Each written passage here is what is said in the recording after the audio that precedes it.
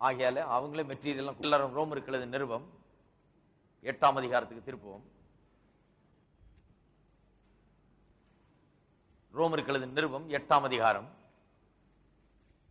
17ஆம் வசனம் முதல் 18ஆம் வசனம் முதல் 23ஆம் வசனம் வரை வாசிக்க இருக்கிறேன். ரோமருக்கு நிருபத்தை நாம் வசனம் வசனமாக படித்து வருகிறோம். மிகவும் பிரயோஜனமான ஒரு நிருபம்.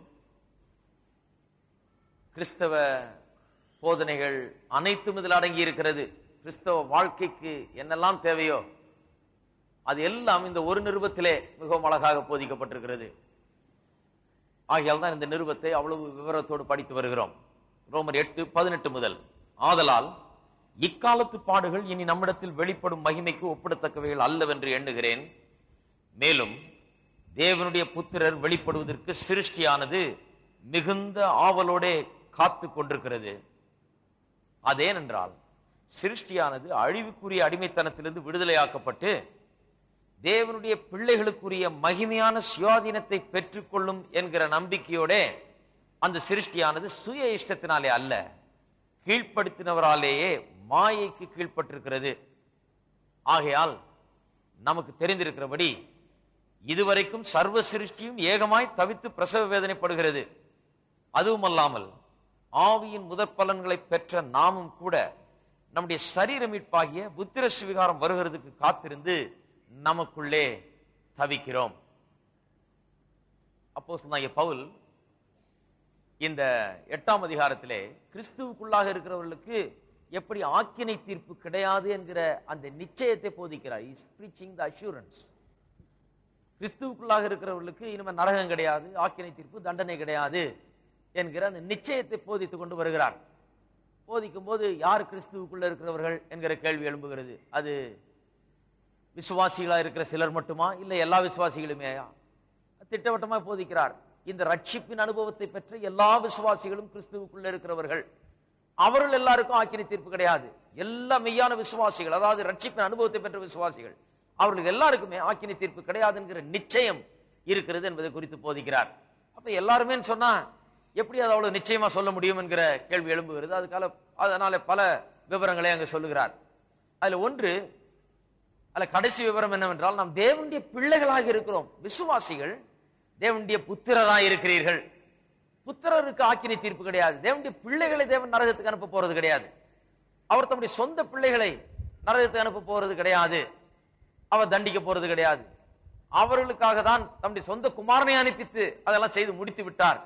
ஆகியால் ஆக்கினை தீர்ப்பு கிடையாது. நீங்கள் புத்திரராக இருக்கிறீர்கள் என்பதே உங்களுக்கு ஆக்கினை தீர்ப்பு கிடையாது என்பதற்கு பெரிய ஆதாரமாக இருக்கிறது என்பதை போதிக்கிறார்.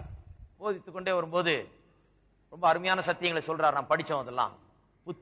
புத்திரத்துவத்தை பற்றி, the sonship, the doctrine of sonship, புத்திரத்துவம் என்கிற போதனையை கொடுக்கிறார். கொடுத்துக்கொண்டே வரும்போது அவர் பாருங்க, ஒரு நல்ல பாஸ்டர், அவர் ஒரு நல்ல ஒரு பாஸ்டருடைய இருதயம் அவருக்கு இருக்குது. அப்போஸ்தலர், அநேக சபைகளை ஸ்தாபித்திருக்கிறார். சபை மக்களை குறித்து அவர் நன்கு அறிந்திருக்கிறார். நல்ல உற்சாகமான காரியங்களை சொல்லிட்டே வரும்போது ஜனங்களுக்கு அதை கேட்கிறாங்க, உற்சாகப்படுறாங்க. ஆனா அவருடைய வாழ்க்கையில அவர்கள் சந்திக்கிற பிரச்சனைகள், அதற்கேற்ற கேள்விகள் அவருடைய உள்ளங்களில் இருந்து கொண்டு வருகிறது. அந்த ரோமாபுரியில் உள்ள சபை இப்படிப்பட்ட புத்திரர் என்கிற அந்த சத்தியத்தை கேட்க வேண்டும், அதில் அவர்கள் மகிழ வேண்டும். அதே நேரத்தில் அவர்கள் துன்பப்படுகிற சபை, கிறிஸ்துவ நிமித்தமாய் துன்பப்படுகிற ஒரு சபையா இருந்தது. உபத்திரவங்கள் அவர்களுக்கு அங்கே இருந்தது. ரோமாபுரியில் உள்ள சபை மிகுந்த உபத்திரவத்துக்கு உட்பட்டிருந்தது.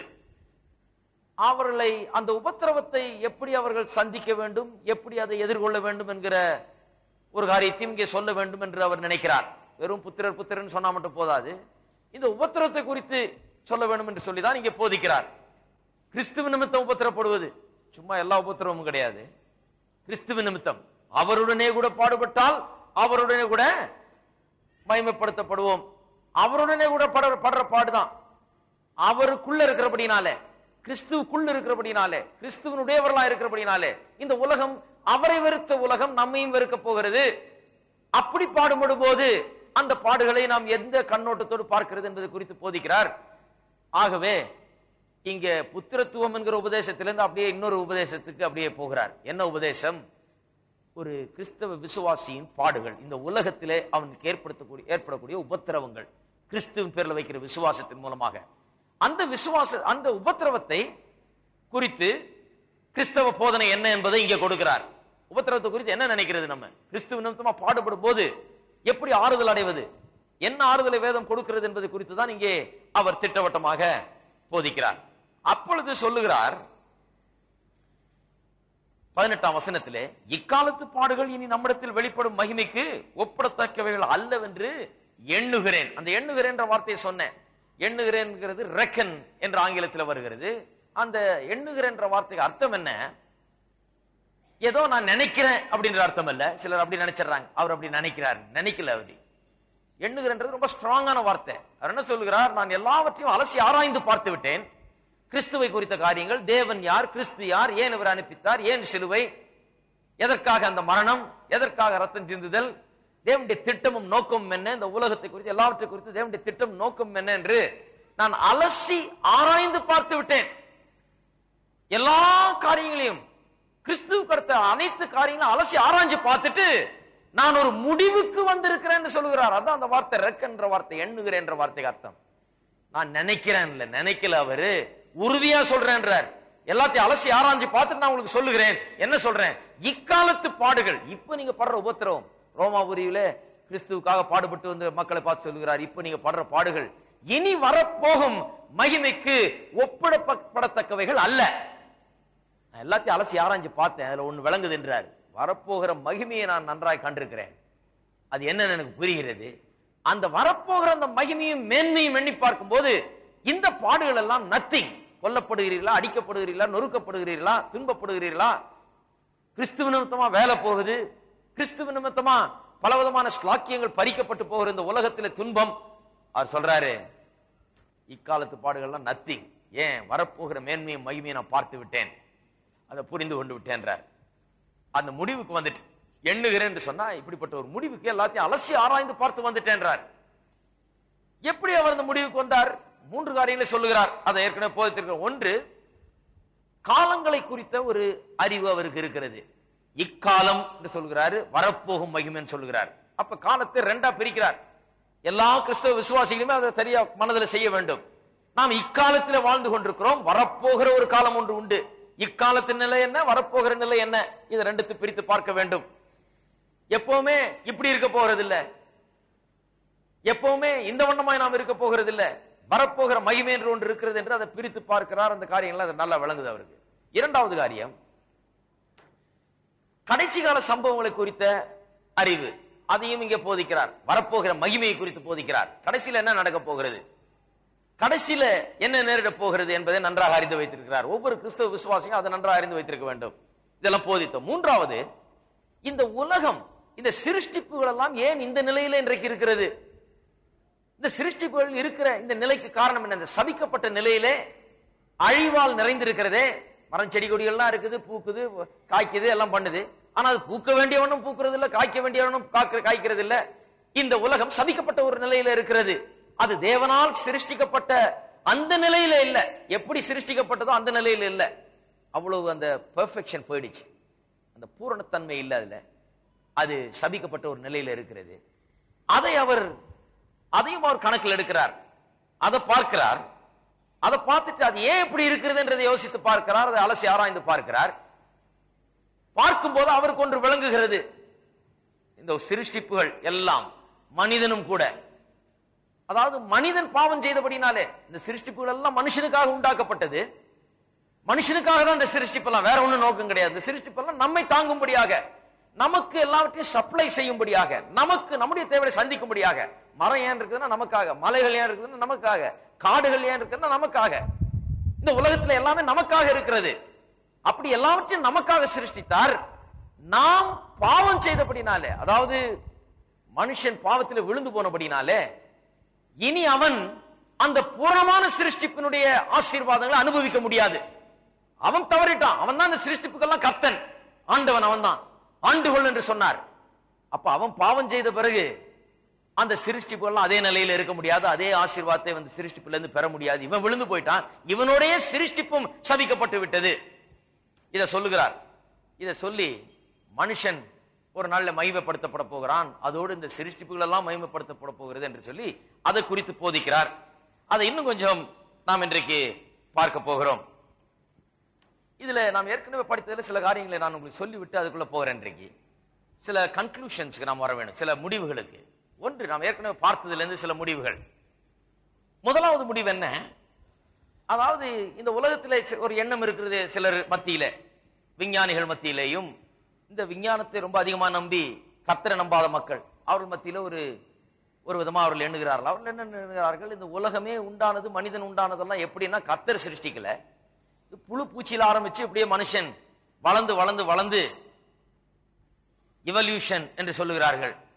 இந்த எவல்யூஷன் மூலமாக மனிதன் இப்படியே இன்றைக்கு ஒரு புழுவா இருந்தவன் இன்றைக்கு இவ்வளவு பெருசா வளர்ந்து கைகாலெல்லாம் வந்து அவனுக்கு அறிவெல்லாம் இவ்வளவு அதிகமா அதிகரிச்சு இவன் இந்த நிலையில இருக்கிறான் மனுஷன்.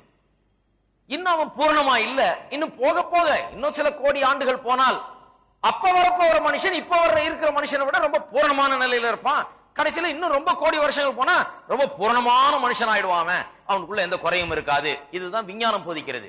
இதை நிறைய பேர் விஞ்ஞான உலகத்தினர் நம்பி வருகிறார்கள். உலகம் முழுவதும் இதை நம்பிக்கை பள்ளிக்கூடங்களில் போதிக்கிறார்கள். இது போதிக்கிறார்கள். அவர்களுக்கு என்ன நினைப்பு? சரி, இப்ப வந்து ஒரு எவல்யூஷன்ல ஒரு ஸ்டேஜில் இருக்கிறோம், நம்ம ஒரு லெவல்ல இருக்கிறோம், ஆகியால் தான் நம்ம பூர்ணர் இல்ல.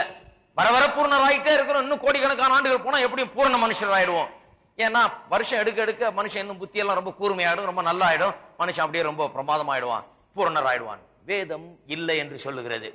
வேதம் தலையில போதிக்குது. கவனிங்க, வேதம் சொல்லுது மனுஷன் ஆரம்பிச்சப்ப பூர்ணனா ஆரம்பிச்சான். ஏதேன் தோட்டத்தில் சிருஷ்டிக்கப்பட்டு வைக்கப்பட்ட அந்த முதல் நாளிலே மனுஷன் பூரணரா இருந்தான். வர வர பூர்ணராயிட்டு போறதுல வர வர கெட்டு அழிஞ்சுக்கிட்டு போறான்னு வேதம் போதிக்குது. இருக்கிறீங்களா? இதுக்குதான் வேதத்தை எனக்கு பிடிக்குது. வேதம் கரெக்டா சொல்லுது, அதெல்லாம் நம்பிக்கிட்டு இருக்க கூடாது. வேதம் சரியா சொல்லுது மனுஷனை பற்றி, இந்த உலகத்தை குறித்தும். அதுக்குதான் நம்ம சபையில வேதத்தை படிக்கிறோம். வேதம் என்ன சொல்லுது? மனுஷன் வர வர பெட்டர் ஆகிட்டே போறான்னு சொல்லல, மனுஷன் வர வர கெட்டுக்கிட்டே போறான்.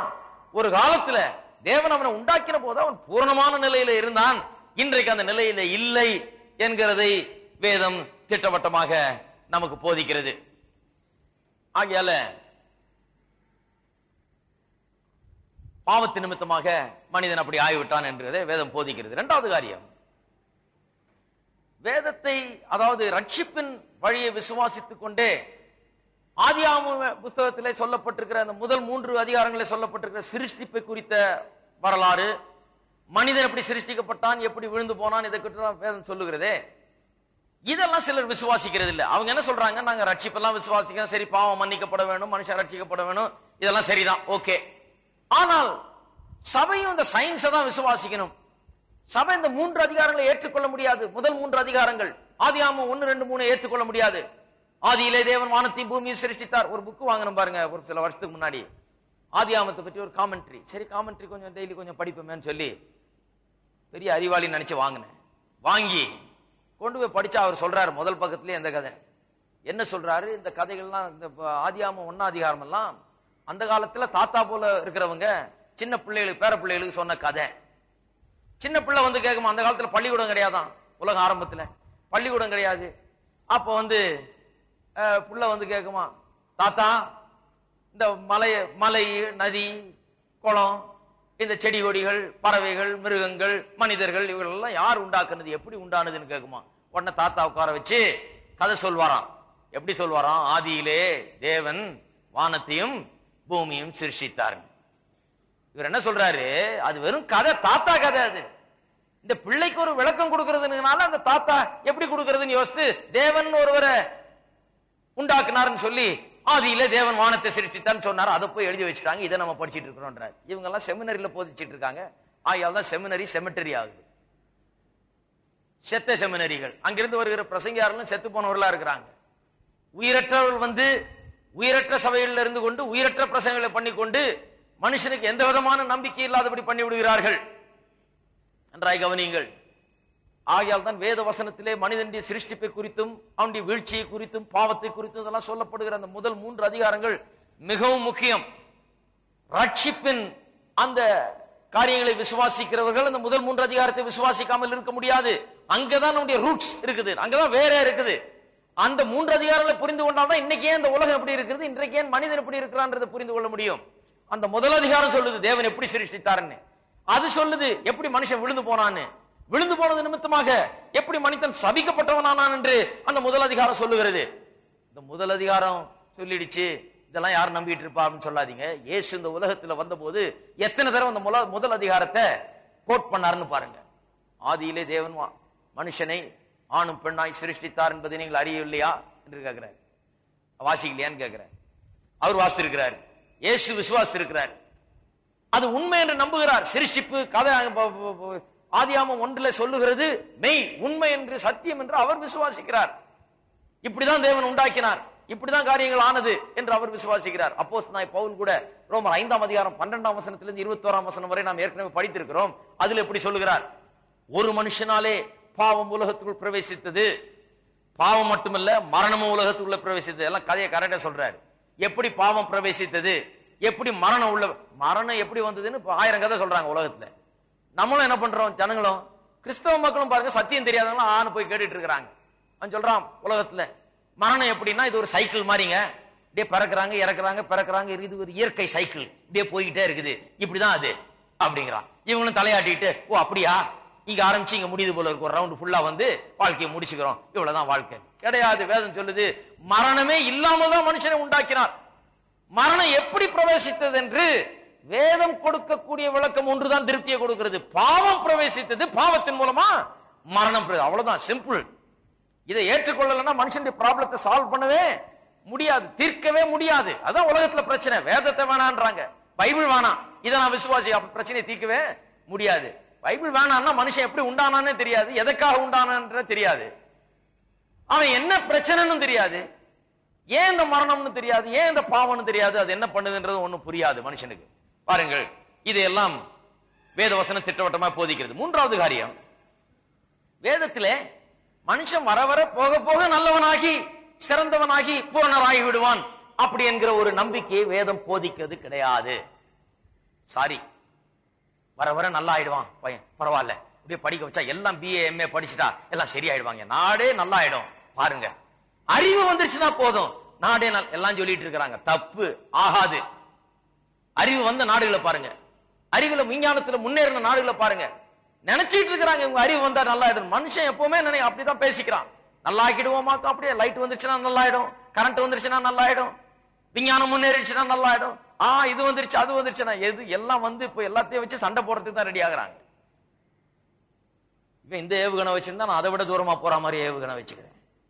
இவனுடைய அறிவெல்லாம் அதுலதான் போகுது. எப்படி ஒரு அழித்துக் கொள்ளலாம், எப்படி யுத்தமிடலாம், எப்படி கொல்லலாம், எப்படி அழிக்கலாம். வர வர மனுஷன் முன்னேறி நல்ல பூரணராய் விடுவான் வேதம் போதிக்கவில்லை. வேதம் இன்னும் கேட்டா ஆப்போசிட்டா போதிக்குது. வேதம் என்ன சொல்லுது, வர வர பூரணராவான் என்று சொல்லல, வர வர மனுஷன் பெட்டராயி அப்படியே நல்ல பூர்ணமான நிலைக்கு வந்துருவான்னு சொல்லல. இல்ல, இந்த உலகம் முடிய போகிறது என்று சொல்லுகிறது, நியாய தீர்ப்பு வரப்போகிறது என்று சொல்லுகிறது, ஒரு புதிய உலகத்தை தேவன் உண்டாக்க போகிறார் என்று சொல்லுகிறது, எல்லாவற்றையும் புதிதாக்க போகிறார் என்று வேதம் சொல்லுகிறது.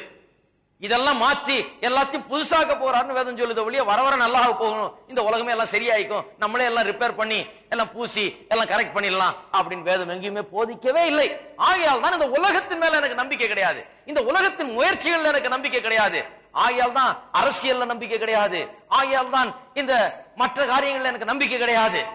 ஏனென்றால் அவர்களால் ஒன்றும் செய்ய முடியாது, செய்ய முடியாது என்று வேதம் சொல்லுகிறது. நான் இன்றைக்கு பிரசங்கியாரா இருப்பதற்கு காரணமே இதன் மேல எனக்கு நம்பிக்கை இருக்குது, இது சொல்றதுல எனக்கு நம்பிக்கை இருக்குது. ஒரே ஒரு நம்பிக்கை தான், அதான் 4வது காரியம்.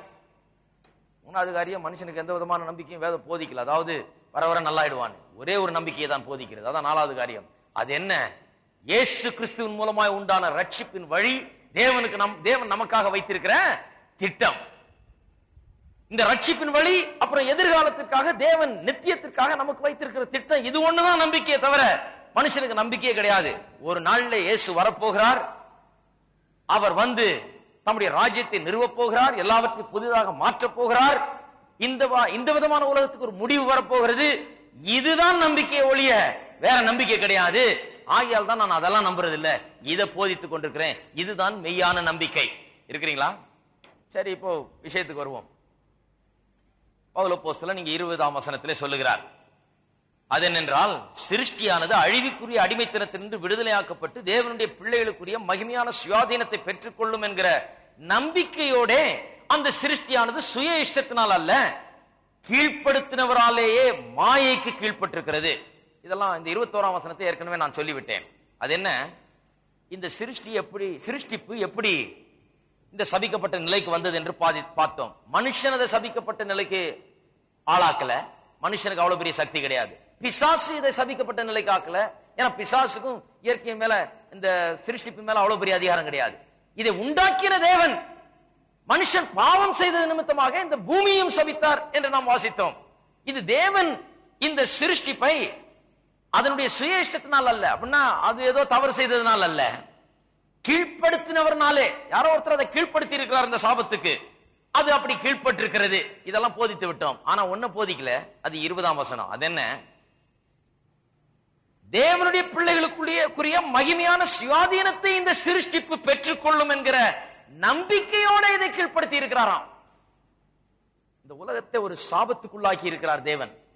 பூரணமாய் சிருஷ்டித்த தேவன் மனிதனுடைய பாவத்து நிமித்தமாக இந்த உலகத்தை சபித்தார். இந்த உலகத்தை ஒரு சாபத்துக்குள்ளாக்கி இருக்கிறார். இந்த உலகத்துக்கு ஆண்டவனாய் இருக்க வேண்டிய மனிதன் விழுந்து போனபடினாலே அவன் இந்த உலகத்தின் நன்மைகளை பூரணம் தன்மை அவன் அனுபவிக்க கூடாது என்று சொல்லி அப்படி செய்தார். ஆனா அப்படி சபிக்கப்பட்ட நிலைக்கு அதை ஆளாக்குகிற வேளையிலே அவர் ஒரு நம்பிக்கையோடு அதை செய்தார். அந்த நம்பிக்கை என்ன, தேவனுடைய பிள்ளைகளுக்குரிய, அதாவது நமக்குரிய மகிமையை அதுவும் பெற்றுக்கொள்ளும் என்கிற நம்பிக்கையோட, ஒரு நாளிலே இது மாற்றப்படும் என்கிற நம்பிக்கையோட இந்த சிருஷ்டிப்பு முழுவதையும் அவர் சாபத்துக்கு உட்படுத்தினார் என்று வேதத்தில் வாசிக்கிறோம். அதை குறித்து இன்னும் கொஞ்சம் நாம் விவரமாய் பார்ப்போம். எப்படி அவர் இப்படி சொல்லுகிறார், அதாவது எல்லா சிருஷ்டிப்பும் ஏகமாய் தவித்து பிரசவ வேதனைப்பட்டுக் கொண்டிருக்கிறது என்று 22ஆம் வசனத்தில் சொல்லுகிறார். எதற்கு, மகிமையை பெறும்படியாக, அந்த மகிமைக்குள்ள பிரவேசிக்கும்படியாக. இந்த அழிவின் நிலை நீங்கி, இந்த சாப நிலை நீங்கி, எல்லா சிருஷ்டிப்பும் இந்த சாபம் நீங்கி தேவன் முதல்ல உண்டாக்கின அந்த நிலைக்கு திரும்ப வரும்படியாக ஏகமாய் தவித்து பிரசவ வேதனைப்பட்டுக் கொண்டிருக்கிறதாம். எதன் அடிப்படையில் அப்படி சொல்லுகிறார், ஏகமாய் தவித்து பிரசவ வேதனைப்பட்டுக் கொண்டிருக்கிறது என்று? அங்கே அவர் பதில சொல்லுகிறார். ஏகமாய் தவித்து பிரசவ வேதனைப்பட்டுக் கொண்டிருக்கிறது என்று எதன் அடிப்படையில் சொல்லுகிறார் என்றால், தேவன் அதை சாபத்துக்குள்ளாக்கின போதே தேவனுடைய பிள்ளைகளுக்குரிய மகிமையில இந்த சிருஷ்டிப்பும் பங்கெடுக்கும் என்கிற அந்த நம்பிக்கையோட தான் இதை அந்த சாப நிலைக்கு ஆக்கினார் என்று வேதம் போதிக்கிறது. பாருங்க, மனிதனும் இந்த சிருஷ்டிப்பும் எப்போதுமே இணைந்திருக்கிறார்கள். அவன் விழும்போது இந்த சிருஷ்டிப்பும் சபிக்கப்படுகிறது, அவன் மகிமையை பெறும்போது இந்த சிருஷ்டிப்பும் மகிமை பெறுகிறது. ஏனென்றால் சிருஷ்டிப்பு அவனுக்காக சிருஷ்டிக்கப்பட்டது. அவன் சரியா இருந்தா எல்லாம் சரியா இருக்கும், அவன் சரியில்லைன்னா இது சரி கிடையாது. இதுதான் கதை. இப்படிதான் உலகத்தை நாம் புரிந்து கொள்ள வேண்டும். வேதம் அதைத்தான் நமக்கு சொல்லுகிறது. பாருங்க, ஏகமாய் தவித்து என்று சொல்லும் போது சிருஷ்டிப்பு முழுவதுமே, ஒவ்வொரு பகுதியும், சிருஷ்டிப்பின் எல்லா பாகங்களும் பகுதிகளும், every part and the whole of it, எல்லாம் ஏகமாய் தவித்து பிரசவ வேதனைப்பட்டுக் கொண்டிருக்கிறது சொல்லுகிறார். அந்த பிரசவ வேதனை என்கிற வார்த்தையை நன்றாய் கவனிக்க வேண்டும். ஆங்கிலத்திலே ட்ரவெயில் என்று வருகிறது. ட்ரவெயில்னா ஆக்சுவலா பிரசவ வேதனை. கலாத்தியர் 4:19 அப்போஸ்தலனாகிய பவுல் இன்னொரு இடத்துல உபயோகப்படுத்துகிறார் விசுவாசிகளை குறித்து. கிறிஸ்து உங்களுக்குள்ளே உருவாகும் அளவும் மறுபடியும் உங்களுக்காக நான் பிரசவ வேதனைப்படுகிறேன் என்று சொல்லுகிறார். ரட்சிக்கப்படுறதுக்கு முன்னாலே உங்களுக்காக பிரசவ வேதனை பட்டார். ஏன்? இவர்களை மறுபிறப்புக்குள்ள கொண்டு வர்றதுக்கு இவர்களுக்காக ஜெபித்தார், அவர்களுக்காக போய் பிரசங்கம் பண்ணினார், பாடுபட்டார், அவர்களுக்காக எவ்வளவோ வேதனையோடு அவர் பாடுபட்டு ஜெபித்து போய் பிரசங்கம் பண்ணி வேலை செய்து இவர்கள் இப்ப தேவனுடைய குடும்பத்துக்குள்ள பிறந்திருக்கிறார்கள். அதோட வேலை முடியல, இப்ப இன்னொரு பிரசவ வேதனை படுறாராம். என்ன பிரசவ வேதனை? இவர்களுக்குள்ள கிறிஸ்து உருவாகும் அளவும், அதாவது அவர்கள் முதிர்ச்சி அடையும்படியாக, வளரும்படியாக, கிறிஸ்துவை போலவே மாறும்படியாக, அவருடைய சாயல்ல மாறும்படியாக, முதிர்ச்சி அடைந்த கிறிஸ்தவர்கள் ஆகும்படியாக, அதற்காக பிரசவ வேதனைப்படுகிறேன் என்று சொல்கிறார். அதுக்காக பிரயாசப்படுறேன்னு சொல்றார், அதுக்காக ஒர்க் பண்றேன்னு சொல்லுகிறார். பிரசவ வேதனை படுகிறதாம். எல்லா சிருஷ்டிப்புமே இந்த பிரசவ வேதனைக்குள்ளாய் கொண்டிருக்கிறது என்று வேதவசனம் நமக்கு போதிக்கிறது. இந்த பிரசவ வேதனை என்று சொன்னால் என்ன? சிலர் நினைக்கிறார்கள், இந்த பிரசவ வேதனை, சிருஷ்டிப்பெல்லாம் பிரசவ வேதனைப்பட்டுக் கொண்டிருக்கிறது என்று சொன்னால் அது சும்மா வேதனையில இருக்குது, அதுக்கும் அழிவு வந்துருச்சு, அதுக்கும் ஒரு சாப நிலை வந்து விட்டது. காய்க்குது, ஆனா சரியா காய்க்க மாட்டேங்குது. பூக்குது, ஆனா சரியா பூக்க மாட்டேங்குது. விளைச்சல் உண்டாகுது, ஆனா சரியா விளைச்சல் உண்டாக மாட்டேங்குது. இப்படி இந்த சிருஷ்டிப்பே ஒரு விதமான வேதனை அனுபவித்துக் கொண்டிருக்கிறது. அந்த வேதனையை தான் இங்க சொல்லுகிறார். எல்லாம் ஏகமா தவித்துக்கிட்டு இருக்குது, சிருஷ்டிப்பே பிரசவ வேதனை பட்டு கொண்டிருக்கு. கிடையாது. இந்த நிலையில இருக்கிறோமே என்று சொல்லி அப்படி எண்ணி இந்த சிருஷ்டிப்பு தவித்துக் கொண்டில்லை. இந்த சிருஷ்டிப்பு நாம் இருக்க வேண்டிய நிலை என்ன என்பதை அறிந்திருக்கிறது. அது எப்பொழுது உருவாகும், அந்த நிலை எப்பொழுது நமக்கு ஏற்பட போகிறது, திரும்ப எப்படி நாம் தேவன் நம்மை சிருஷ்டித்த அந்த நிலைக்கு வரவோம் என்பதை குறித்து ஏங்கி அந்த நாளுக்காக, அந்த நிலைக்காக ஏங்கி தவித்துக் கொண்டிருக்கிறது. வருத்தப்பட்டுக்கிட்டு இல்ல, அது நடக்கணுமே, அந்த நாள் வர வேண்டுமே, நான் மாற்றப்படக்கூடிய நாள் வர வேண்டுமே. இந்த அழிவு எனக்குள்ள வந்து விட்டது. Corruption, decay and death. மரஞ்செடி கொடிகள் சிருஷ்டிப்புகளுக்குள்ளேயும் ஒரு மரணமும் அழிவும் வந்து விட்டது.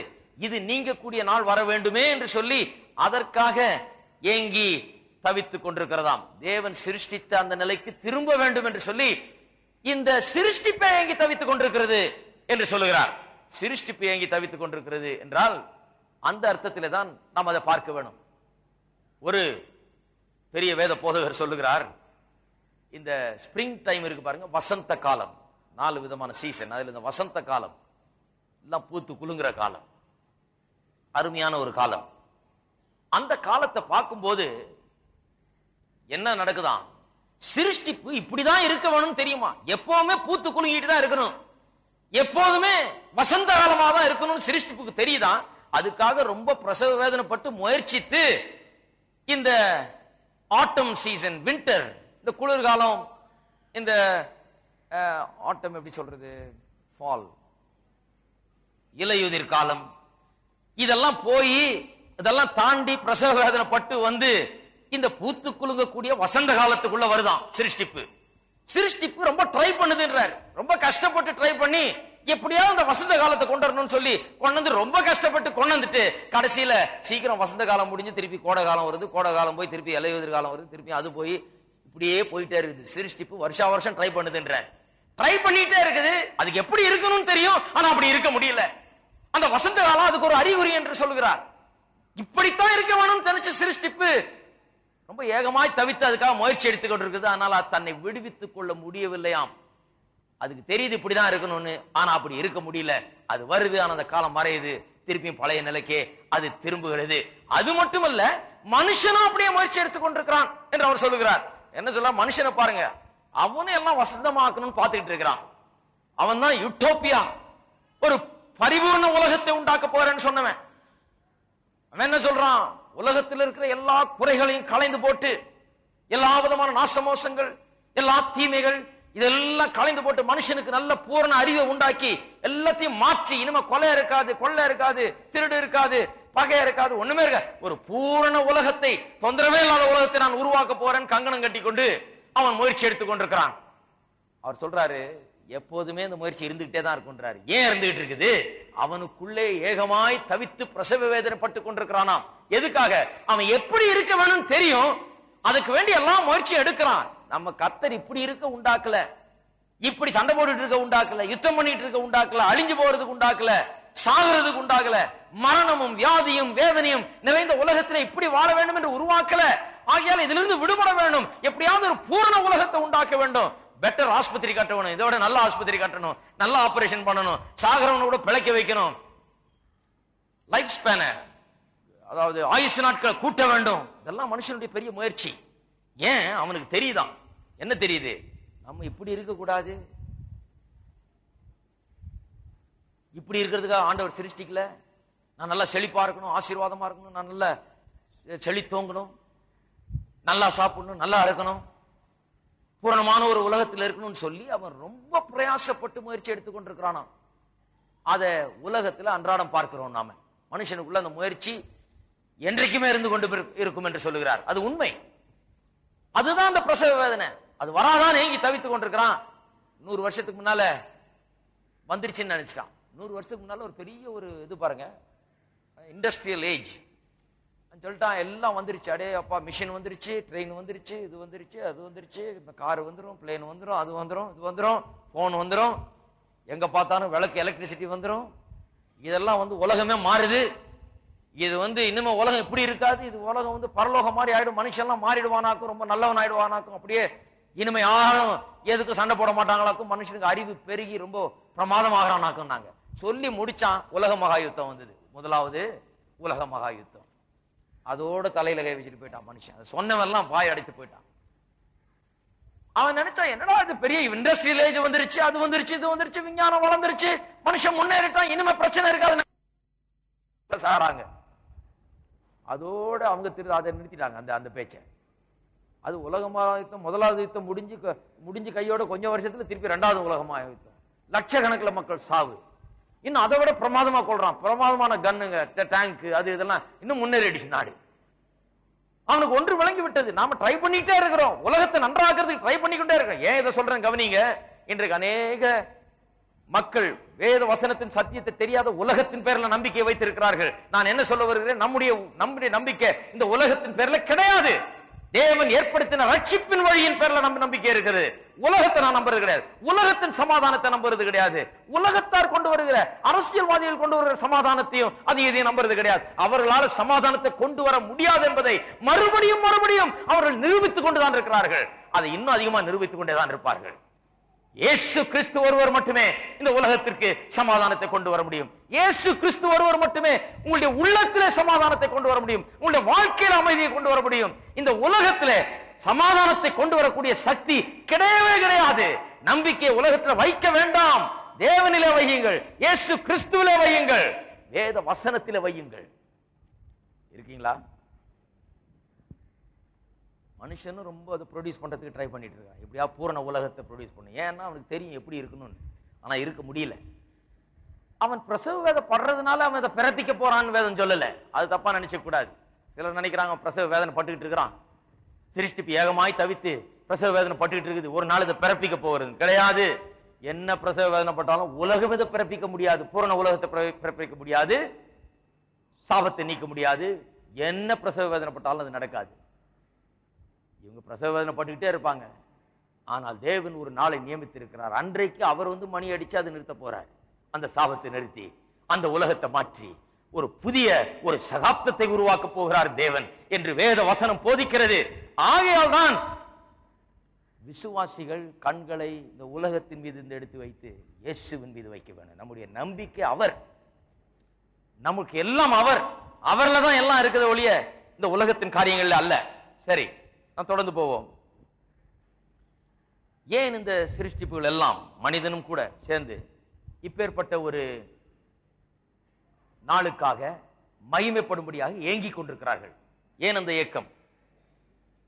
ஏன் அந்த ஏக்கம்னா அந்த மகிமை அவ்வளவு பெரிய மகிமை, அதுக்காக ஏங்கிதான். அந்த மகிமையை பற்றி கொஞ்சம் ஏதாவது தெரிஞ்சிருந்தா ரொம்ப ஏங்க தான் செய்வீங்க. இப்பேற்பட்ட ஒரு காரியம் வரப்போகுது என்று தெரிந்தால் அதை பற்றி ஒரு ஏக்கம் இருக்கும், தவிப்பு இருக்கும். எப்ப வரப்போகுது, நாளைக்கு வந்துடாதா, சீக்கிரம் வரணுமே அப்படி என்கிற ஒரு தவிப்பு இருந்து கொண்டேதான் இருக்கும். அதை குறித்து 3 காரியங்களை சொல்லுகிறார், போதிக்கிறார் அப்போஸ்தலன். ஒன்று, அதாவது கிறிஸ்துவிலே அந்த மகிமை விளங்க போகிறது. வரப்போகிற மகிமை கிறிஸ்துவிலே காணப்போகிறோம். இரண்டாவது, நம்மிலே அதை காணப்போகிறோம், மீட்கப்பட்ட ஜனங்களிலே அதை காணப்போகிறோம். மூன்றாவது, அந்த மகிமையை சிருஷ்டிப்பிலே காணப்போகிறோம் என்று சொல்லுகிறார். இதற்கு சில வசனங்களையும் ஆதாரங்களையும் நாம் எடுப்போம். பாருங்கள், விசுவாசிக்கு இது நன்றாய் புரிய வேண்டும். இன்றைக்கு உலகத்திலே கிறிஸ்துவுக்காக பாடுபடுகிறவர்கள், கிறிஸ்துவின் துன்பத்தை அனுபவிக்கிறவர்கள், இவர்களுக்கெல்லாம் இந்த ஒரு காரியம் புரிந்தாலே அவர்களுக்கு ஒன்று புரிந்துவிடும். இந்த இக்காலத்து பாடுகள் வரப்போகும் மகிமைக்கு ஒப்பானது அல்ல, ஒப்பிடப்படத்தக்கவைகள் அல்ல என்கிறது புரிந்துவிடும். இதை பொருட்படுத்தவே மாட்டீங்க. என்ன செய்தாலும் பரவாயில்ல, யார் என்ன செய்தாலும் நான் கிறிஸ்துவுக்காக நிற்கிறேன், வரப்போகிற மகிமை எனக்கு என்னன்னு தெரியும் அப்படிங்கிற ஒரு எண்ணம் நமக்கு வந்துவிடும். வேற என்ன சொல்றாரு, நேச்சர், அதாவது இயற்கை, இந்த சிருஷ்டிப்புகள் இருக்கு பாருங்க, மரம் செடி கொடிகள் மலைகள் காடுகள், இதுக்கு தெரியுதுன்றார். அவைகள் ஏகமாய் தவித்து பிரசவ வேதனைப்பட்டு கொண்டிருக்கிறதா. அதுக்கு அவ்வளவு தெரியுதுன்னா, அது அவ்வளவு பிரசவ வேதனைப்பட்டு தவித்துக் கொண்டிருக்குதுன்னா அதுக்கு அவ்வளவு அறிவு இருக்குதுன்னு சொன்னா, விசுவாசிகள் எவ்வளவு அதை பற்றி எண்ணி பார்க்க வேண்டும் என்று சொல்லுகிறார். நமக்கும் அதை குறித்த அறிவு இருக்க வேண்டும் என்று சொல்லுகிறார். இப்போ கிறிஸ்துவிலே எப்படி அந்த மகிமை வெளிப்பட போகிறது என்று பார்ப்போம். அந்த மகிமை குறித்து நாம் இன்னும் நன்றாய் பார்க்க வேண்டும். கிறிஸ்துவிலே எப்படி அந்த மகிமை வெளிப்பட போகிறது பாருங்க. திருப்போம் மத்தேயு எழுதின சுவிசேஷம் 17ஆம் அதிகாரம் 2ஆம் வசனம். கிறிஸ்து ஏற்கனவே மகிமைப்பட்டிருக்கிறார். அவருடைய மகிமையை சிலர் கண்டிருக்கிறார்கள். அதை குறித்து இங்க வாசிக்கிறோம். மறுரூப மலையிலே பேதுருவையும் யோவானையும் யாக்கோபையும் அவர் கொண்டு சென்று அங்கே அவர்கள் கண்களுக்கு முன்பாக மறுரூபமானார் என்று வாசிக்கிறோம். அங்க நடந்தது என்ன பாருங்கள். அவர்களுக்கு முன்பாக மறுரூபமானார். அவர் முகம் சூரியனை போல பிரகாசித்தது. அவர் வஸ்திரம் வெளிச்சத்தை போல வெண்மையாயிற்று. அவருடைய பிரகாசம், அவர் மகிமையில எப்படி காணப்படுவார் என்பதை குறித்த ஒரு முன் ருசி அங்க கொடுக்கப்பட்டது. பேதுரு அன்றைக்கு அங்க அவரோடு கூட இருந்தா மறுரூப மலையில. அவனால் அது மறக்கவே முடியல. வாழ்நாள் முழுவதும் அவனுக்கு அது ஒரு பெரிய பாதிப்பை ஏற்படுத்தி விட்டது. ஆகையால் தான் 2 பேதுருவிலே அவன் சொல்லுகிறான். 2 பேதுரு 1ஆம் அதிகாரம் 15ஆம் வசனத்திலிருந்து 2 பேதுருவில பாத்தீங்கன்னா அந்த 1ஆம் அதிகாரத்தினுடைய கான்டெக்ஸ்ட பாத்தீங்கன்னா, சந்தர்ப்பத்தை பார்த்தீர்கள் என்றால், அவன் மரிக்கும் தருவாயில இருக்கிறான். சீக்கிரம் மரிக்க போறேன்றது அவனுக்கு தெரியுது. சீக்கிரம் சாக போகிறவன் கடைசியா சில வார்த்தையில சொல்லிட்டு சாக விரும்புகிறான். கடைசியா விசுவாசிகளுக்கு சில காரியங்களை சொல்ல விரும்புகிறான். ஆகையால இதை சொல்லுகிறான். கடைசியில சொல்ற வார்த்தை ரொம்ப முக்கியம் பாருங்க. யாருமே சாகர நேரத்தில் சொல்ற வார்த்தை அவங்க என்ன நினைக்கிறாங்களோ அதை சொல்ல விரும்புறாங்க. அது ரொம்ப முக்கியமான ஒரு காரியம். அப்ப இது ரொம்ப முக்கியமான காரியம். எது முக்கியமா தோணுது பேதுருக்கு பாருங்க. 15ஆம் வசனம். மேலும் நான் சென்று போன பின்பு, அப்படின்னா செத்த பிறகு, இவைகளை நீங்கள் எப்போதும் நினைத்துக் கொள்ள ஏது உண்டாயிருக்கும்படி பிரயத்தனம் பண்ணுவேன். நான் ஒண்ணு கேட்டுக்கிறேன், நான் போயிட்டாலும் நான் இப்ப சொல்றத மறந்துடவே கூடாது, ஞாபகம் வைத்துக் கொள்ளுங்கள். 16ஆம் வசனம். நாங்கள் தந்திரமான கட்டுக்கதைகளை பின்பற்றினவர்களாக அல்ல, அவருடைய மகத்துவத்தை கண்ணார கண்டவர்களாகவே நம்முடைய கர்த்தராகிய இயேசு கிறிஸ்துவின் வல்லமையும் வருகையும் உங்களுக்கு அறிவித்தோம். இவர் என்னுடைய நேசகுமாரன், இவரில் பிரியமாயிருக்கிறேன் என்று சொல்லுகிற சத்தம் உன்னதமான மகிமையிலிருந்து அவருக்கு உண்டாகி பிதாவாகிய தேவனால் அவர் கனத்தையும் மகிமையும் பெற்ற போது அவருடனே கூட நாங்கள் பரிசுத்த பர்வதத்தில் இருக்கையில், எதை பற்றி சொல்றாரு? மறுரூப மலையில் நடந்ததை பற்றி சொல்றாரு. நாங்க அங்க போயிருந்த மலைக்கு அவர் எங்களுக்கு முன்னால மறுரூபமானாரு. அங்கே வானத்திலிருந்து சத்தம் உண்டானது. அப்பொழுது நாங்கள் அங்கே இருந்தோம் என்று சொல்லுகிறார். அவரால் மறக்க முடியல வாழ்நாள் முழுவதும். நான் அவருடைய மகிமையை பார்த்தேன். இவர் மகிமையின் கர்த்தர், இவர் மகிமையை பெற்றவர். அந்த மகிமையை மூடி மாம்ச சரீரத்தில் இந்த உலகத்தில் வந்தார். ஆனால் அவர் மகிமைக்குரியவர். அவருடைய மகிமையை என் கண்ணார நான் பார்ப்பேன் என்று சொல்லுகிறார். அந்த மலையில நான் இருந்தேன், அதை கண்ணார கண்டேன் என்று சொல்லுகிறார். மத்தேயு 24ஆம் அதிகாரத்துக்கு திருப்போம். 24, 29 முதல் 31 வரை. மத்தேயு 24, 29 முதல் 31 வரை. அந்நாட்களின் உபத்திரவம் முடிந்தவுடனே சூரியன் அந்தகாரப்படும், சந்திரன் ஒளியை கூடாதிருக்கும், நட்சத்திரங்கள் வானத்திலிருந்து விழும், வானத்தின் சத்துவங்கள் அசைக்கப்படும். அப்பொழுது மனுஷகுமாரனுடைய அடையாளம் வானத்தில் காணப்படும். அப்பொழுது மனுஷகுமாரன் வல்லமையோடும் மிகுந்த மகிமையோடும் வானத்தின் மேகங்கள் மேல் வருகிறதை பூமியில் உள்ள சகல கோத்திரத்தாரும் கண்டு புலம்புவார்கள். கிறிஸ்து எப்படி மகிமைப்பட்டவராய் சிலுவையில் தொங்கினது மாதிரி அல்ல, பலவீனரை போல சிலுவையில் தொங்கினார், சாதாரண மனுஷனை போல. அப்படி வரப்போகிறது இல்ல. வல்லமையோடும் சத்துவத்தோடும் மகிமையோடும் அவர் வரப்போகிறார் என்று 2ஆம் வருகையை குறித்து அப்படியாய் சொல்லுகிறார். லூக்கா அது அப்போஸ்தலர் நடபடிகள் 7ஆம் அதிகாரத்துக்கு திருப்போம். அங்கே நாம் இன்னொரு சம்பவத்தை வாசிக்கிறோம். 7ஆம் அதிகாரத்தில் ஸ்தேவான் இயேசுவை காண்கிறான், அவருடைய மகிமையை காண்கிறான். அப்போஸ்தலர் நடபடிகள் 7:55, 56. அவன் பரிசுத்த ஆவியினாலே நிறைந்தவனாய் வானத்தை அண்ணாந்து பார்த்து, பாருங்க, கல்லறிந்து கொல்லப்படுகிறான். அவன் சாகர நேரத்தில் வானத்தை அண்ணாந்து பார்த்து தேவனுடைய மகிமையும் தேவனுடைய வலது பாரசத்தில் இயேசுவானவன் நிற்கிறதையும் கண்டு, பாருங்க, அவன் மகிமையை பார்க்கிறான். இயேசுனுடைய அந்த மகிமையை பார்த்ததுனால, அங்க கண்ணை வச்சதுனால, இங்க அந்த கல்லறியறது வந்து ஒரு பெரிய பொருட்டா அவனுக்கு தெரியல. பாருங்க என்ன கான்ட்ராஸ்ட். இக்காலத்து பாடுகள் வரப்போகிற மகிமைக்கு ஒப்பிடப்படத்தக்கவைகள் அல்ல.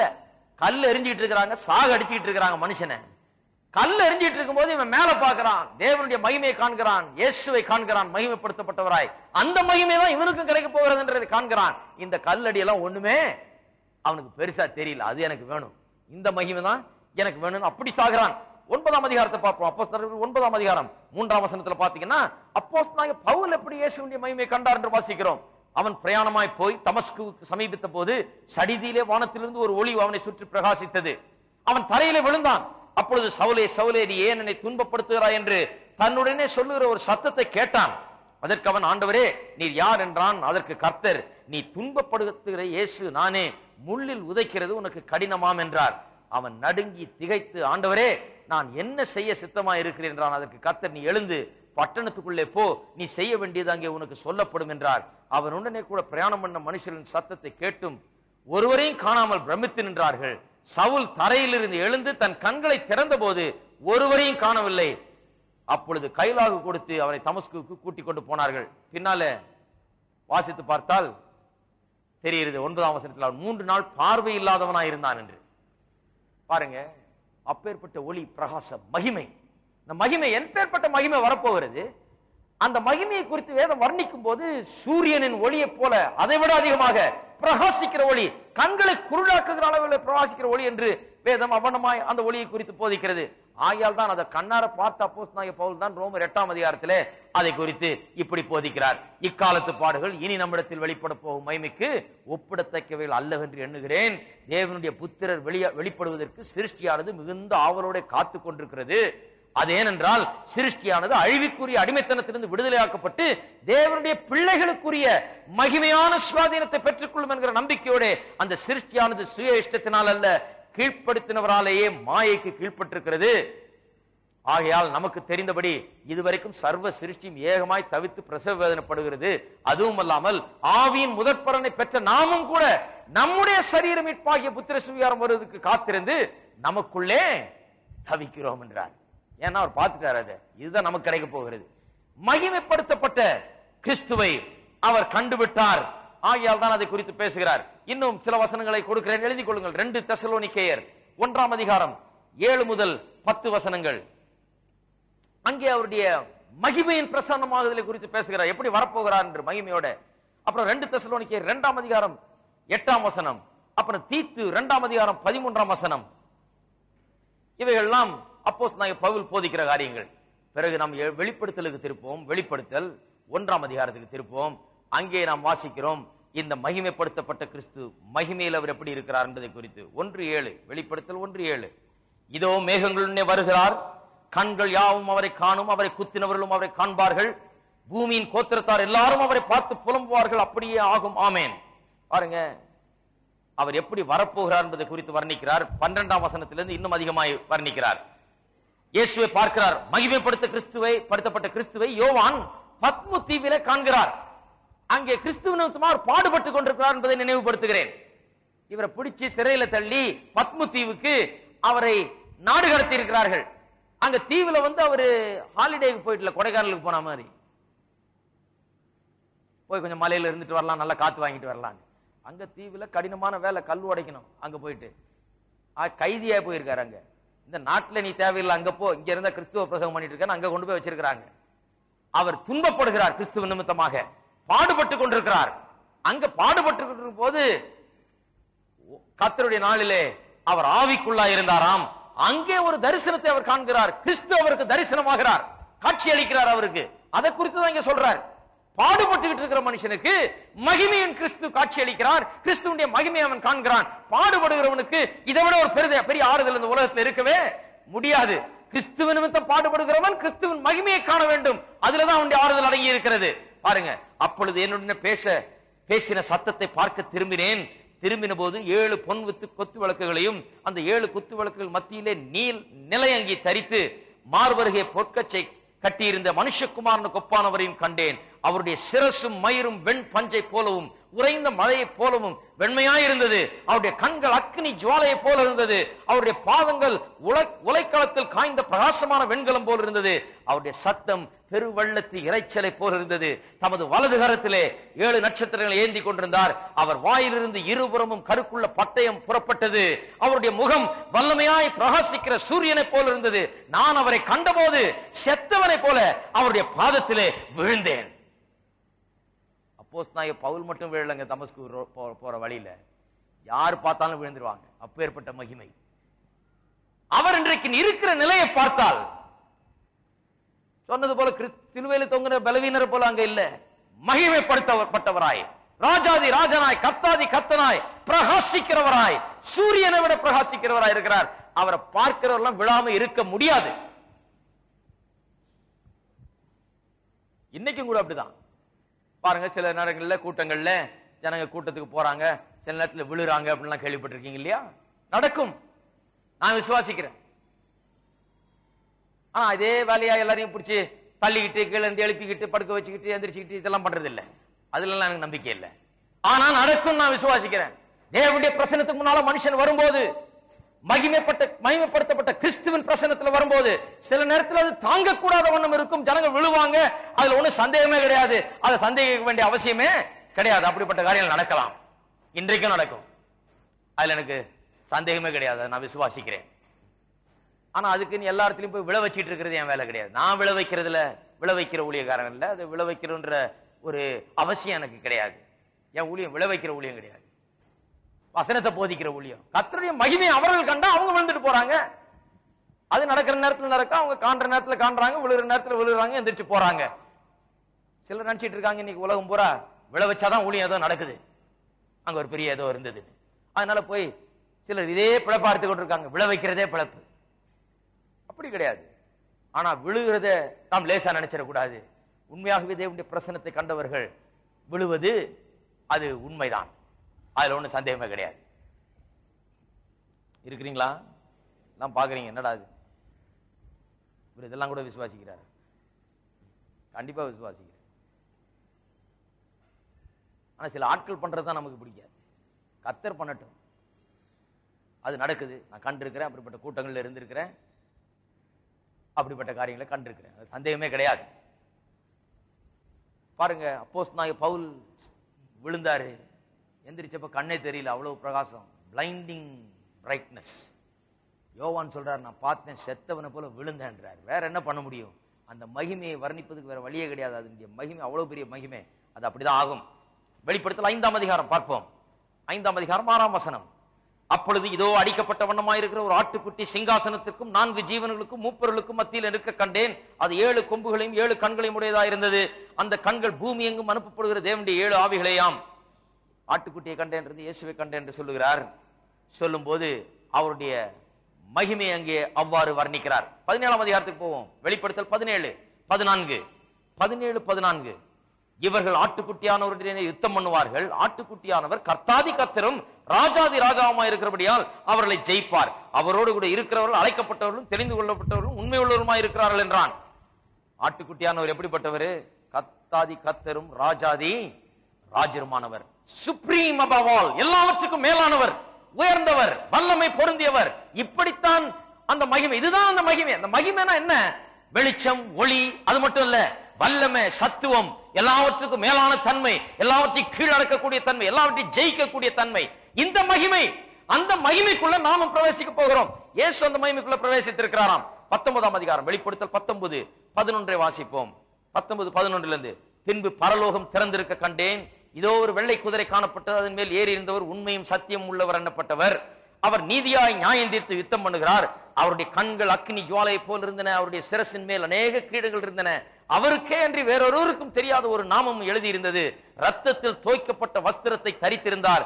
அவருடைய நாமம் தேவனுடைய வார்த்தை என்பதே. பரலோகத்தில் உள்ள சேனைகள் வெண்மையும் சுத்தமான மெல்லிய வஸ்திரத்தை தரித்தவர்களாய் வெள்ளை குதிரைகள் மேல் ஏறி அவருக்கு பின் சென்றார்கள். புறஜாதிகளை வெட்டும்படி அவருடைய வாயிலிருந்து கூர்மையான பட்டயம் புறப்பட்டது. இருப்பு கோலால் அவர்களை அரசாளுவார். அவர் சர்வ வல்லமுள்ள தேவனுடைய உக்கிர கோபமாகிய மது உள்ள ஆலையை மிதிக்கிறார். ராஜாதி ராஜா கர்த்தாதி கர்த்தா எனும் நாமம் அவருடைய வஸ்திரத்தின் மேலும் அவருடைய தொடையின் மேலும் எழுதப்பட்டிருந்தது. பின்பொரு தூதன் சூரியனில் இருக்க கண்டேன். அவன் வானத்தில் பறக்கிற சகல பறவைகளையும் இப்படியே சொல்லிட்டு போறார். பாருங்க, மகிமையின் கிறிஸ்து. மகிமைனா என்ன? வல்லமை, எல்லாவற்றையும் கீழ்ப்படுத்தக்கூடிய தன்மை, அதிகாரம், சத்துவம், ஒளி, வெளிச்சம், விவரிக்க முடியாத ஒரு காரியம். அந்த மகிமை கண்டேன் சொல்றார்.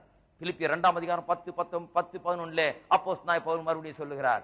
ஆம், God hath highly exalted him and given him a name above every name. தேவன் அவரை எல்லாத்துக்கும் மேலாக உயர்த்தி அவருக்கு எல்லா நாமத்திற்கும் மேலான நாமத்தை கொடுத்திருக்கிறார். அவருடைய நாமத்திலே எல்லா முழங்கால்களும் முடங்கும், எல்லா நாவுகளும் அறிக்கை செய்யும். அவர் கர்த்தர் என்று அறிக்கை செய்யும். அப்படிப்பட்ட உயர்வை தேவன் அவர் கொடுத்திருக்கிறார். சொல்ல எல்லாம் முழங்கால் முடங்கும், எல்லா நாவும் அறிக்கை செய்யுமா. அதான் மகிமை. மகிமைன்னு சொன்னா அவர் உயர்ந்திருக்கிறார், எல்லாவற்றையும் கீழ்ப்படுத்தி இருக்கிறார், எல்லாவற்றுக்கும் ராஜாதி ராஜாவா இருக்கிறார், ஒளிவிட்டு பிரகாசிக்கிறார். பலவீனமான கிறிஸ்து அல்ல. அதை குறித்து தான் நாங்கள் அப்படி சொல்லி இருக்கிறது. யார் இந்த மகிமையை பார்ப்பார்? யார் இந்த இயேசுவின் மகிமையை பார்க்க போகிறார்கள்? வேதம் ஏற்கனவே நாம் வாசித்தோம். பூமியில் உள்ளவர்கள் எல்லாரும் அதை கண்டு என்று புலம்புவார்கள் கூட வாசித்தோம். ஒரு பக்கம் ஒரு கூட்டத்தார் இருக்க போகிறார்கள். அவருடைய மகிமையை காணும் போது, அவர் இரண்டாம் வருகையில வரும்போது, கிறிஸ்து வெளிப்படும் போது, மகிமையின் கிறிஸ்து எல்லாவற்றையும் அரசாளுகிற கத்தாதி கத்தன் ராஜாதி ராஜன் வந்து இறங்கும் போது பூமியில் உள்ள பார்க்க போறாங்க. அதுல ஒரு பகுதியினர் புலம்ப போகிறாங்க. ஐயோ, தலையில் அடிச்சுக்க போறாங்க, வந்துட்டாரேன்னு. அவர்களுக்கு பயங்கரமான ஒரு காரியமா இருக்கும். வேறு சிலர் அவரை ஆச்சரியத்தோடு பார்க்க போகிறார்களாம். அதுதான் நம்ம. ஹலோ, அவரை ஆச்சரியமாய் பார்ப்போம், பயப்படல. அந்த ஒளியும் பிரகாசமும் அந்த மகிமையும் அவருடைய தன்மையும் அவர் காட்சி அளிக்கிற விதமும் நமக்கு ஆச்சரியத்தை அளிக்க போகிறது. அப்படியே ஸ்தம்பித்து நிற்க போகிறோம் என்று 1 தெசலோனிக்கேயர் 1ஆம் அதிகாரம் 2 தெசலோனிக்கேயர் 1ஆம் அதிகாரம் 10ஆம் வசனத்தில் சொல்லப்பட்டிருக்கிறது. அவரை நம்புகிறவர்கள், விசுவாசித்திருக்கிறவர்கள் ஆச்சரியத்தோட பார்ப்பார்கள். விசுவாசியாதவர்கள் புலம்புவார்கள். ஆக மொத்தத்தில் எல்லாரும் பார்க்க போகிறார்கள். எல்லாரும் அவரை பார்க்க போகிறார்கள். சிலர் புலம்புவார்கள் என்று இன்னும் வெளிப்படுத்தல் 6ஆம் அதிகாரத்தில் 15 17 சொல்லப்பட்டிருக்கிறது. கிறிஸ்துவினுடைய மகிமை என்னன்னு வாசித்து காண்பித்தேன். எல்லாருக்கும் அவர் காணப்பட போகிறார். எல்லாரும் பார்க்க போகிறார்கள். சிலர் புலம்புவார்கள், சிலர் ஆச்சரியமாய் பார்ப்பார்கள். ஆச்சரியமா பார்க்கிறவங்க விசுவாசிகள். பேர்பட்ட மகிமையா இவர்தான் நம்முடைய கிறிஸ்துவா என்று புலம்புகிறவர்கள், அவருக்கு விரோதமாக இருந்தவர்கள், அவரை பகைத்தவர்கள், எதிர்த்தவர்கள், இவரெல்லாம் புலம்ப போகிறார்கள். இரண்டாவது, அவருடைய மகிமை கிறிஸ்துவிலே வெளிப்படுவது மட்டுமில்லாமல் நம்மிலேயும் வெளிப்பட போகிறது. ஆகியால் தான் அப்போஸ்தலனாகிய பவுல் ரோமர் 8ஆம் அதிகாரத்தில் தெளிவா சொல்லிட்டார். அந்த வசனத்தை மட்டும் தான் வாசிக்க போறேன். இதுக்கு அங்கே 17ஆம் வசனத்தில் சொல்லிட்டார். ரோமர் 8:17 2ஆம் பகுதியில, கிறிஸ்துவுடனே கூட நாம் மகிமைப்படும்படிக்கு அவருடனே கூட பாடுபட்டால் அப்படி ஆகும். அவருடனே கூட பாடுபடுகிறவர்கள் அவருடனே கூட மகிமைப்பட போகிறார்கள் என்று அங்கே திட்டவட்டமாய் எழுதப்பட்டிருக்கிறது. அவர் சொல்றார், பாடுபட்டால் அந்த பாடுபடுகிறவர்கள் அவருடனே கூட மகிமைப்பட போகிறார்கள். ரோமாபுரியில் துன்பப்படுகிற கிறிஸ்தவர்களுக்கு சொல்லுகிறார், பாடுபடுறீங்கன்னு நினைக்காதீங்க, அவரோட கூட நீங்க மகிமைப்பட போகிறீங்க. இக்காலத்து பாடுகள் இனி நம்மிடத்தில் வெளிப்படும் மகிமைக்கு ஒப்பிடத்தக்கவைகள் அல்ல என்று சொல்லுகிறார். இந்த மகிமைக்காக தான் சர்வ சிருஷ்டியும் ஏகமாய் தவித்து பிரசவ வேதனைப்பட்டுக் கொண்டிருக்கிறது என்று இப்படி எல்லாம் இதை குறித்தா சொல்லுகிறார். என்னவாம்? சிருஷ்டிப்பு, இந்த உலகத்தின் சிருஷ்டிப்பு தவித்து ஏகமாய் பிரசவ வேதனைப்பட்டுக் கொண்டிருக்கிறது. எதுக்காக? கிறிஸ்துவிலே கண்டோமே அந்த மகிமை, வாசித்தோமே, அதே மகிமை நம்மிலே காணப்பட போகிறதாம். அதே மகிமை நமக்குள்ளே காணப்பட போகிறது. அந்த நாட்களுக்காக, அதாவது தேவ புத்திரர் வெளிப்படும்படி, தேவனுடைய புத்திரர் வெளிப்படும்படி. இன்னைக்கு தேவ புத்திரரா இருக்கிறோம், ஆனா வெளிப்படல. இன்னைக்கு பார்த்தா, நம்மளை பார்த்தா உலகத்தில் இருக்கிற ஆள் மாதிரி தான் இருக்கிறோம் இல்லையா? நமக்கும் உலகத்தில் இருக்கிற ஆளுக்கும் வெளிப்படையாம வித்தியாசம் கிடையாது. இருக்கிறீங்களாங்க? நமக்கு அவங்களுக்கு வித்தியாசம் கிடையாது. கிள்ளுனா எனக்கும் வலிக்குது, அவனுக்கும் வலிக்குது, வெளியே இருக்கவனுக்கும் இல்லையா? வித்தியாசம் ஒண்ணும் கிடையாது. இன்னைக்கு வெளிப்படல. நான் புத்திரன், ஆனா புத்திரன் காண்பிக்கிறதுக்கு வெளியே ஒண்ணு இல்லை இன்றைக்கு. ஆனா அன்றைக்கு என்ன ஆக போதான்? வெளிப்படுவோம். புத்திரர்னு இப்ப இருக்கிறோம், நமக்கு தெரியும் புத்திரர்னு, அவனுக்கு தெரியல. ஆனால் அன்றைக்கு நாம் புத்திரன் வெளிப்படும் காலம் வரும். வெளிப்படும் போது அவர்கள் பார்ப்பார்களாம். யாருக்கு நாம் வெளிப்பட போகிறோம்? இயேசு மகிமையில வெளிப்படும் போது யார் அவரை பார்ப்பார் என்ற பார்த்தோம். எல்லாரும் பார்க்க போறாங்க. சிலர் புலம்புவார்கள், சிலர் ஆச்சரியத்தோடு பார்ப்பார்கள் சொன்னோம். நாம் மகிமையில வெளிப்படும் போதும் அது போலவே தான் ஆகும். எல்லாரும் பார்க்க போறாங்க. உலகத்துக்கு முன்னால ஒரு ஷோ மாதிரி நம்ம வைக்க போறார், ஒரு டிஸ்பிளே மாதிரி ஷோ கேஸ்ல வச்சு இதோ என்னுடைய பிள்ளைகள்னு காண்பிக்கிறது போல காண்பிக்க போகிறார். எபிரேயர் 2:13 அப்படியே சொல்றார். எபிரேயர் 2:13 பழைய ஏற்பாட்டை கோட் பண்ணி சொல்றார். அவர் இயேசு சொல்றதா என்ன சொல்றாராம்? இயேசு என்ன சொல்றாரா? இதோ நீர் எனக்கு கொடுத்த பிள்ளைகள் என்று தேவனை பார்த்து இயேசு சொல்வாராம். என்றைக்கு சொல்வார்? அன்றைக்கு சொல்வார். இதோ நீர் எனக்கு கொடுத்த பிள்ளைகள், I am the children whom the Lord hath given us என்று அன்றைக்கு சொல்வாராம். ஒரு பெரிய ஷோ மாதிரி, டிஸ்பிளே மாதிரி எல்லாருக்கும் முன்னால நம்மை வைக்க போகிறாராம். எல்லாருக்கும் முன்னாலும் நாம் ஒளி விட்டு பிரகாசிக்க போகிறோம். பாருங்க, அது மட்டும் இல்லாமல் பிசாசின் முன்பாகவும் அவனுடைய தூதர்கள் முன்பாகவும் அவனுடைய ஃபாலோவர்ஸ், அவனை பின்பற்றுகிற இந்த துன்மார்க்கர்களுக்கு முன்பாகவும் கிறிஸ்துவை எதிர்க்கிறவர்களுக்கு முன்பாகவும், குறிப்பாக ரோமாபுரியில இவர்களை கொன்று இவர்களை சிங்கங்களுக்கு இரையாக்கி இவர்களை நாசமாக்கின அவர்களுக்கு முன்பாக இவர்களை சூறையாடின அந்த கிறிஸ்துவின் விரோதிகளுக்கு முன்பதாக, பிசாசின் பிள்ளைகளுக்கு முன்பாக தேவனுடைய புத்திரரை அவர் மகிமையோடு விளங்க பண்ண போகிறார். அவர்களெல்லாம் பார்க்க போறாங்க. யாரெல்லாம்? பிசாசு, பிசாசின் தூதர்கள், பிசாசின் பிள்ளைகள் எல்லாம் பார்த்து வாயடைச்சு போய் புலம்பிக்கிட்டு நிக்க போறாங்க. ஐயோ, இப்பேற்பட்டவனா இவன் என்று சொல்லி அப்பேற்பட்ட மகிமை அவர்கள் காண்பார்களாம். கர்த்தர் நம்ம பெருமையோடு எடுத்து காண்பிக்க போகிறார் என்று வேதம் போதிக்கிறது. நான் என்ன பண்ணிருக்கேன் பாரு, பிசாசு காண்பிக்க போறார். பிசாசே, நீ அழித்த மனிதனை நான் மீட்டு, இயேசுவின் மூலமாக, சிலுவையின் மூலமாக மீட்டு அவனை எந்த நிலைக்கு கொண்டு வந்திருக்கிறேன் பார் என்று தூக்கி காண்பித்து அதிலே அவர் மேன்மை பாராட்ட போகிறார். அதை குறித்து அவர் மேன்மை பாராட்ட போகிறார் என்று வேதவசனம் போதிக்கிறது. அது மட்டும் இல்லாமல் பாருங்க, பிசாசும் பிசாசின் தூதர்களும் இந்த உலகத்தில் இருக்கிற கிறிஸ்துவை வெறுக்கிறவர்கள், துன்புறுத்துகிறவர்கள், இவரெல்லாம் பார்க்க போறாங்க. அது ஒன்று. இன்னும் ஒருபடி போய் மேல சொல்லுகிறார், இந்த சிருஷ்டிப்பு முழுவதும், இந்த மரம், செடி, கொடிகள், காடுகள், நதிகள், கடல்கள், இவைகளெல்லாம் நம்முடைய மகிமையை பார்க்கும்படியா ஏங்கி தவித்துக் கொண்டிருக்கிறது. அவைகளெல்லாம் பார்க்க போகிறது என்றும் வேதவசனம் நமக்கு போதிக்கிறது. அதுதான் ரோமர் 8ஆம் அதிகாரத்தில் சொல்லுகிறார். பாருங்க, இதை தெரிந்த ஒரு விசுவாசி, இதை புரிந்து கொண்ட ஒரு விசுவாசி, அவனுக்கு கிறிஸ்துவ நிமித்தமாய் படுகிற பாடுகள் ஒன்றும் இல்லை. அது நத்திங். அது ஒரு பெரிய பொருட்டல்ல, அது ஒரு பெரிய வேதனை அல்ல, அது ஒரு பெரிய ஒரு பாடாக அவன் நினைக்கிறதில்லை, அதை ஒரு பெரிய துன்பமாக அவன் எண்ணுகிறது கிடையாது. ஏனென்றால் அவன் வரப்போகிற அந்த மகிமையை குறித்த ஒரு பெரிய அறிவை உடையவனாயிருக்கிறான். அதை எதிர்நோக்கி காத்து கொண்டிருக்கிறான். அது என்னவென்று அவனுக்கு புரிகிறது, அவனுக்கு தெரிகிறது, அவனுக்கு விளங்குகிறது. அவன் வரப்போகிற மகிமையை தன்னுடைய கண்களுக்கு முன்பாக நிறுத்தி கொண்டிருக்கிறான்.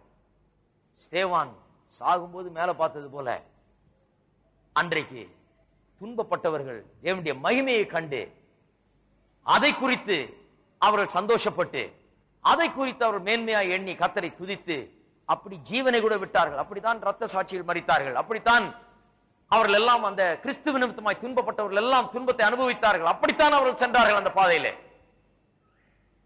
அதை வைத்து அப்போஸ்தலனாகிய பவுல் இன்றைக்கு இருக்கிற சபைக்கும் சொல்லுகிறார். அன்றைக்குள்ள சபைக்கு சொல்லுகிறார், இன்றைக்கும் அதே சத்தியம்தான். இன்றைக்கும் கிறிஸ்துவ நிமித்தமாய் துன்பப்படுகிறவர்கள் ஒருபோதும் தளர்ந்து போகக்கூடாது. இன்னைக்கு பாருங்க, சின்ன சின்ன துன்பத்துக்கெல்லாம் கூட தளர்ந்து போறாங்க. ஏன்னா விசுவாசிகளுக்கு ஒன்றும் சொல்லப்படுறது இல்லை, அவங்களுக்கு எல்லாம் யாரும் சொல்லல. ஆகையால சின்ன கஷ்டம் வந்துட்டா கூட பெரிய ஒரு தளர்ந்து போறாங்க, பெரிய ஒரு சோர்வு, பெரிய ஒரு பின்மாற்றம் அவர்களுக்குள்ள, பெரிய ஆண்டவரையே விட்டுடலான் இருக்குது அப்படிங்கிறாங்க. ஒருத்தவங்க சொன்னாங்க பாருங்க, நான் விட்டுட்டு திரும்பவும் அதுக்கே போயிடலான் இருந்தேங்க. ஏன்னா இந்த மகிமையை குறித்து புரிந்து கொள்ளவில்லை. என்ன இவங்களுக்காக இருக்குது, என்ன வைக்கப்பட்டிருக்கிறது, இவங்க எதுக்கு போய் கொண்டிருக்கிறார்கள், எதை நோக்கி சென்று கொண்டிருக்கிறார்கள் என்பது இவர்களுக்கு இன்னும் விளங்கவில்லை. அது விளங்கிடுச்சுன்னா எதையும் பொருட்படுத்தாமல் இயேசுவே பின்பற்றி இயேசுவுக்காக வாழ்ந்து இயேசுவுக்காக காரியங்களை சாதிப்பார்கள். அதைத்தான் வேதவசனம் போதிக்கிறது. நாம் எழுந்து நிற்போம்.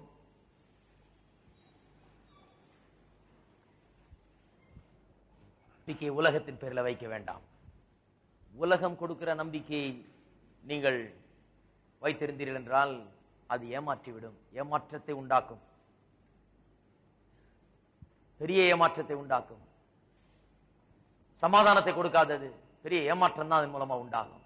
உலகம் கொடுக்கிற நம்பிக்கை, இயேசு கொடுக்கிற நம்பிக்கை ஒருபோது வீண் போகாது, வீண் போகவே போகாது.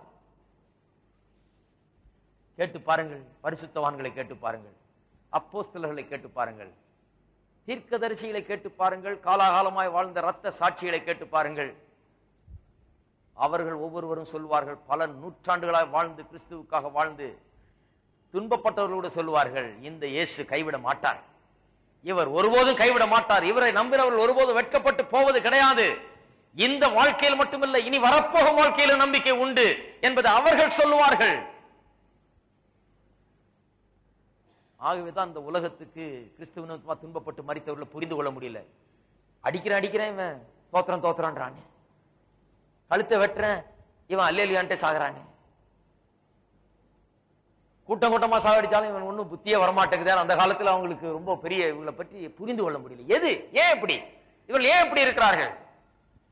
வரப்போகும் வரப்போகும் மகிமைக்கு இதெல்லாம் ஒப்பிடப்படத்தக்கவைகள் அல்ல.